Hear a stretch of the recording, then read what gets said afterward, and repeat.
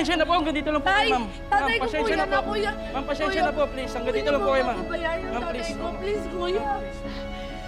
Tay! Gemma, yung tatay ko kasi... Tay! Ikit, ano nangyari kay Gani? Siya ba rin sinasabing na aksidente kanina? Ikit!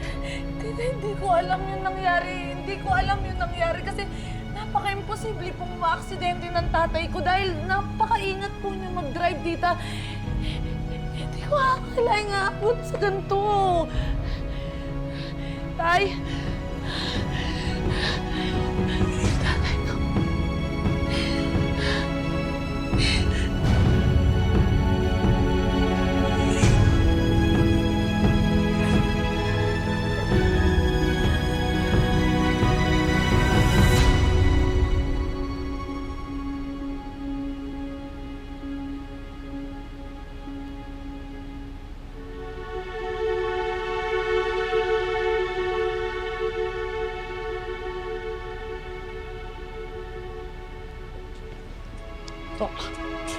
Dok, kamusta po yung tatay ko?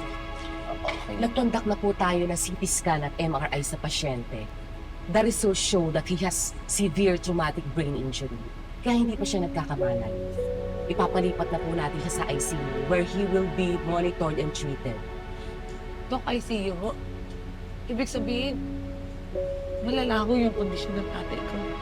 Yes. Ang iniiwasan kasi natin mangyari, magkaroon siya ng secondary brain injury because of the several factors like hemorrhagic progression, decreased cerebral blood flow, which can result in long-term complications like paralysis, memory loss, neurodegenerative diseases.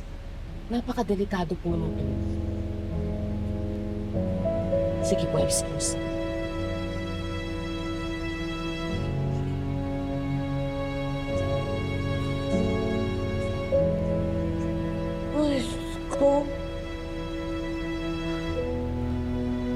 Tita Rica, paano po ba yung nangyari? Lumabas si tatay mag-isa. Pupunta sa meeting. Dapat, di ba kasama kayo nun? Tapos kayo pa yung huling nakaalam sa nangyari sa kanya. Parang lumalabas, parang nagpabaya naman po kasi kayo. Sandali lang, ha? Ang lakas ng loob mo na magtanong ng kung ano-ano. Eh, ikaw? Di ba ang tagal mong nawala? Nandun ka sa Japan? Naghahabol sa lalaki? Iniwan mo lang yung tatay mo, di ba? Mas ikaw ang naging pabaya, Ikit. Hindi si Mom. If anything happens to Dad, walang dapat nasisihin kung hindi ikaw. Dahil wala kang kwentang anak! Hindi totoo yan. Dahil mahal na mahal ko ang tatay ko.